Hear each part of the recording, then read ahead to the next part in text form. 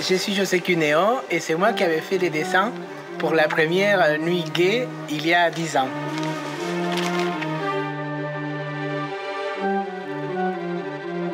Je suis dessinateur, peintre et auteur de bandes dessinées. Et en ce moment, je fais des expositions de mes dioramas.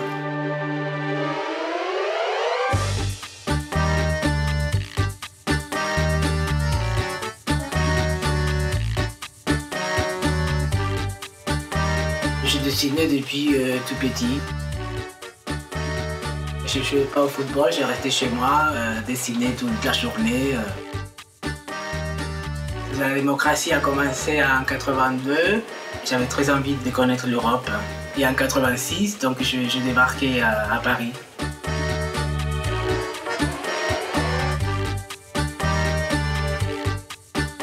En même temps, j'ai découvert l'œuvre de Gopi. J'ai adoré son univers, ses personnages. Je me prenais pour quelques personnages à lui. Et j'ai commencé à changer aussi des registres. J'ai publié un premier album, il s'appelle Vieille, moche et méchante. J'avais fait une version très personnelle d'Evita.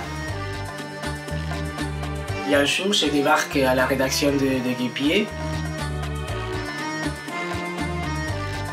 Je me suis retrouvé à dessiner dans le journal, alors c'était quelque chose un peu magique pour moi.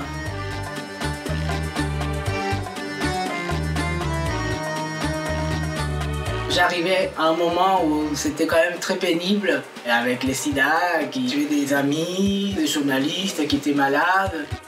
J'ai tout de suite essayé d'en parler, de la prévention, le fait de ne pas mettre la capote avec celui qu'on croit, l'amour de sa vie, ou le fait d'avoir plusieurs amants à la place d'un seul partenaire.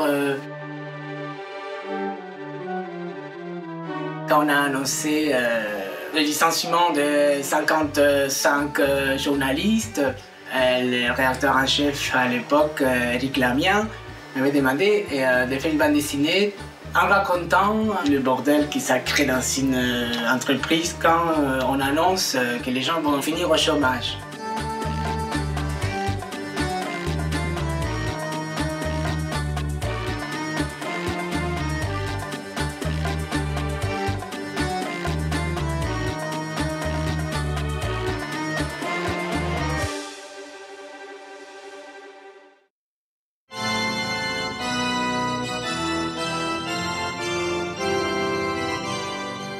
Le mariage de Roberto, c'est Roberto et Angelo qui vivent dans les marais. Roberto a une sœur qui arrive à Rome pour convaincre le pape pour marier son petit frère.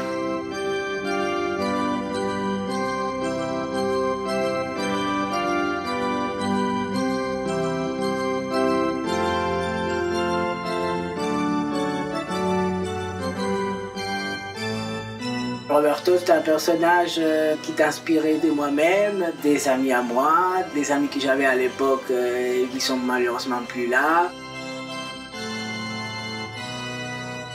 De toute façon, même s'il n'est pas le personnage principal, il sera toujours là.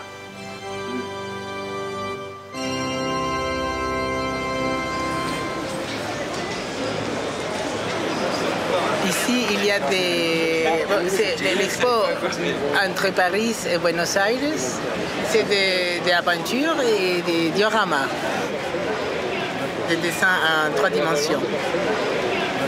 C'est une rue du quartier de la Boca de Buenos Aires.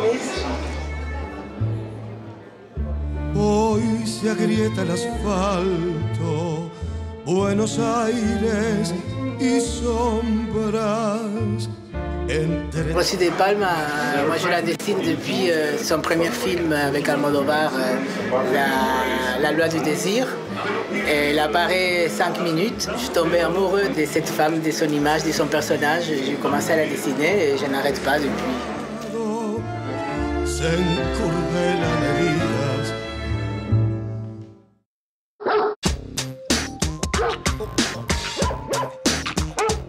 Bon, c'est vrai que je dessine beaucoup des chiens et des chats. Quand je débarquais en France, je commençais à dessiner à Pif Gadget. Et c'est pour ça qu'après, les chiens, ça a été une obsession pour moi. Et après, quand j'ai commencé à dessiner dans Guépier, c'est devenu les chiens des couples homo.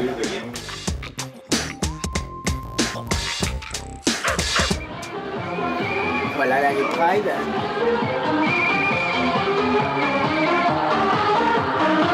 Il y a Copie et Delanoë qui continuent avec les drapeaux Paris 2012.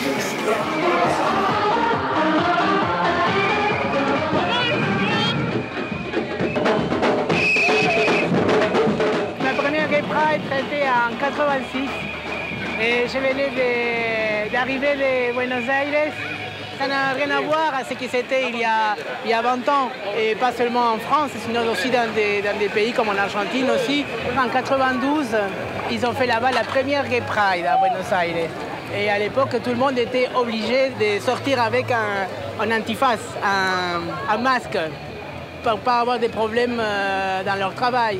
Depuis quelques années, c'est vrai que les gens ils sont plus couverts. Hein. Quand tendance à...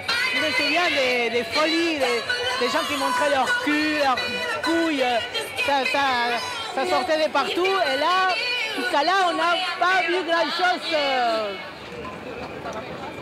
C'est très bien qu'il y ait Act Up. Hein. Ils sont plus avec des t-shirts noirs. Hein. C'est plus comme dans mes dessins. Là, tout cambia, tout évolue. Hein.